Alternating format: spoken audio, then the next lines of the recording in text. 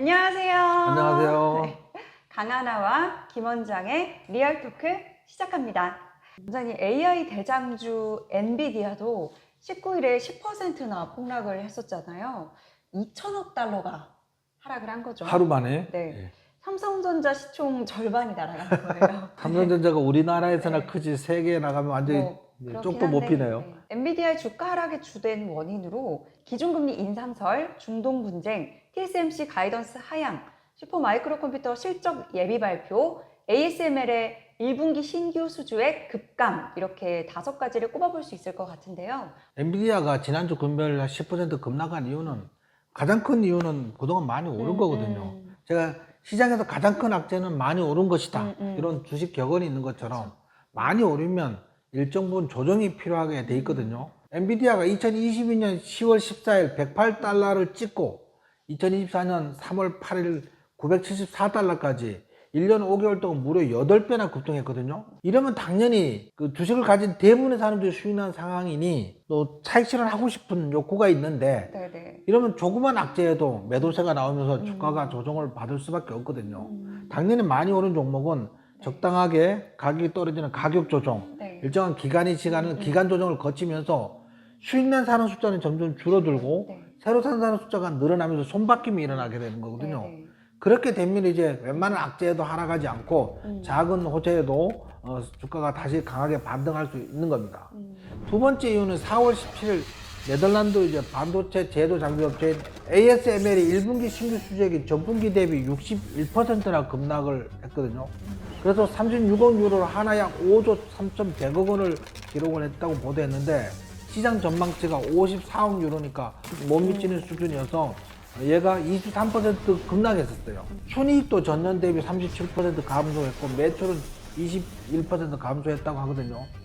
매출의 절반을 차지하는 최첨단 극자외선 노광 장비 판매가 부진한 영향 탓으로 알려졌습니다. 이것은 이제 TSMC나 삼성, 인텔 같은 주요 고객이 최첨단 장비 투자를 늘리지 않고 있다는 의미거든요. 따라서 이제 ASML 장비 주문이 부진한 건 경기 순간에 민감한 반도체 산업의 침체를 암시할 수 있다는 점에서 투자자들의 우려가 커졌고 따라서 반도체 관련주는 일제히 급감을 했는데 저는 꼭 그렇지 않다고 생각을 하는데 일단은 그 이후에 지난 금요일 인공지능 작업을 처리하는 장비 제조사인 슈퍼마이크로사가 23% 급락하면서 하락을 부추겼습니다. 슈퍼마이크로는 3월 최고치 약 40% 하락을 하긴 했는데 컴퓨터 서버 및 스토리지 시스템 제조 기업인 슈퍼마이크로컴퓨터가 지난해 250%, 올해 들어 247% 급등했다가 이번 하락에도 불구하고 여전히 151% 상승 중에 있습니다. 이런 것들이 겹쳐서 이제 하락을 했었는데 이번 주 월요일, 화요일 이틀 연속으로 상승하면서 급반등을 했고요. 엔비디아 10%도 월요일 장에서 4.6% 오르고 어제 3.4%가 오르면서 거의 대부분 이제 만회를 하고 있습니다. 그래서 이번 반등장이 이틀 동안 상승이 이대로 반등장을 갈 건지 아니면 주춤거리가 한 번 더 조정받을지 현재로는 알 수는 없지만 매그니피센트 기업들의 실적 발표가 남아 있고요.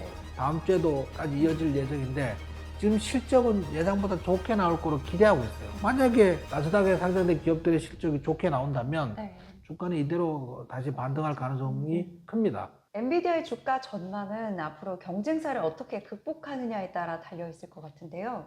엔비디아가 인공지능 열풍을 이끌며 역사적으로 고점을 갱신하다가 물론 여러 이슈들로 하락을 겪고는 있으나 현재 독보적인 위치를 자랑하고 있는 기업임에는 틀림이 없는 것 같아요. 모두가 궁금해하는 엔비디아의 주가 반등은 언제쯤 나올까요, 원장님? 예, 엔비디아 주가가 1년 5개월 만에 8배나 급등을 했었는데 그러다가 최근 이제 조정받고 있다가 이틀 반등을 했거든요.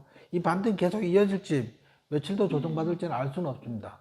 근데 지금 가장 큰 거는 2주 전에 소비자 물가지수 CPI 지수가 예상보다 늦게 나오고 지난주에 소매 판매가 예상보다 늦게 나왔다 그래서 아이고 기준금리 인하 못하겠네? 기준금리 인상해야 되는 거 아니야? 뭐 이런 분위기가 하면서 조정장이 나왔었거든요. 그런데 이제 어제 발표된 4월 PMI 지수 예비치가 발표했는데 얘가 예상보다 낮은 거야. 그러니까 시장에서 예상보다 낮아? 그럼 경기가 둔화되는 거 아니야? 기준금리 인하 빨리 또 예상대로 할 수 있는 거 아니야? 이런 분위기 때문에 어제 또 막 증시가 급상승했거든요. 일이 일비하는 것 같아요. 정신없이 오락가락하고 있어. 시장도 헷갈리는 거지. 네네네. 월가 펀드 매니저들도 막 재밌을 것 같아. 이런 뉴스 나왔는데 야 팔자 이런 뉴스 나왔는데 사자.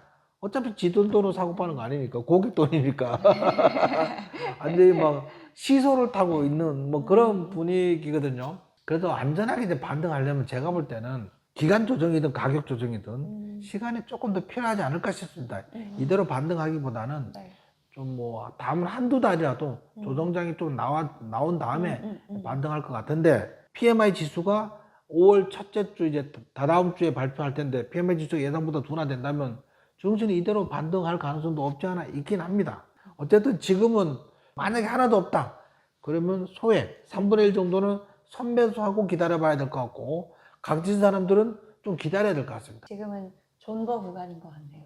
엔비디아는 인공지능 혁명을 선도하고 있는 대장주로서 현재 지금도 저평가되고 있다는 입장이 있더라고요. 내년까지 80%더 오른다고 보는 시각도 있던데요. 원장님 의견은 어떠신가요?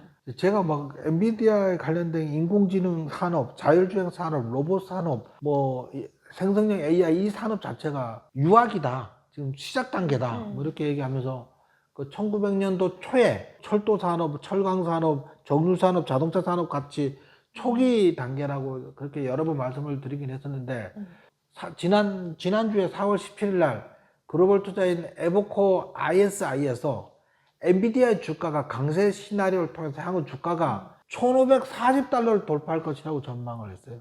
지금 700달러 초반이니까 앞으로 100% 더 오른다는 거지. 마크 리파시스 에버코 ISN 애널리스트는 고객들에게 보낸 서한에서 엔비디아가 지난 1년 동안 200% 이상 급등했지만 추가 상승 여력은 충분하다고 평가했어요. 그 외에는 엔비디아가 단순히 반도체 회사가 아니라 인공지능 혁명을 선도하고 있는 대장주이기 때문에 다른 경쟁 업체가 따라잡기 힘들 정도로 기술력을 구비하고 있기 때문이라고 평가했는데요. 또 투자자들이 엔비디아가 조성한 칩, 하드웨어, 소프트웨어 생태계의 중요성을 강조하고 있다면서 엔비디아의 잠재력이 여전히 저평가받고 있다. 그래서 에버코 ISI는 엔비디아 투자 의견을 시장 수익률 상해, 목표가는 기본 시나리오에서 우리는 최소 얼마, 최대 얼마, 베어 마켓, 불 마켓 이거 아시죠? 그것처럼 좀 소심하게 보수적으로 하면은 베어 케이스, 최대치 불 케이스 이렇게 표현하는데 여기서 이제 얘기하는 건 이제 베어 케이스로 1160달러 지금으로 따지면 한 35% 올라야 돼요. 그 다음에 불 케이스는 1540달러 지금으로 따지면 거의 한 100% 가까이 올라야 되거든요. 이런 추가 상승 여력이 있다고 말을 했어요. 어쨌든 지금 최근 오르고 있어서 좀 지켜봐야 될 것 같습니다. 급락하던 증시가 미국 증시도 이틀 동안 반등을 했어요, 원장님. 우리 증시도 며칠 동안 좀 횡보를 하더니 오늘은 또 강하게 반등을 했네요. 다행입니다. 야, 저희가 이제 그 매매 훈련 일지로 이제 실전 훈련을 하잖아요. 증시가 조정받을 때는 초기에 현금 비중을 늘리고 반등할 때 공격을 해야 된다. 그래서 가장 중요하게 하는 게 이제 코덱스 레버리지하고 코덱스 코스닥 150 레버리지 지수 ETF를 우리가 매수하는 걸 계속 사전부터 준비를 했었는데요. 요즘 증시가 미국 증시가 내려도 우리 증시가 안 내리는 거야. 그래서 어제 우리가 사자 그랬거든요. 제가 우리 매매 훈련에서 코덱스 레버리지하고 코덱스 코스닥 150 레버리지를 일정 수준 이상 1차 매수를 하자. 그렇게 했는데 오늘 4%씩 올랐어요. 기가 막히게 매수한 것 같습니다. 그러니까 아주 타이밍이 급락할 때 초기에 재빨리 현금 비중을 늘려서 손실을 최소화했고 반등할 때 가장 먼저 매수를 하라고 하셨는데요. 이번에도 또 기막힌 타이밍에 멋진 매수를 운이 좋았던 것 같습니다. 예. 원장님 그거 아시죠? 온도 반복되면 실력이라는 거. 아유 감사합니다. 다음 주에 어떤 주제에 대해서 얘기하면 좋을지 댓글로 남겨주시면 참고할게요. 좋아요, 구독은 사랑입니다. 사랑입니다. 안녕히 계세요.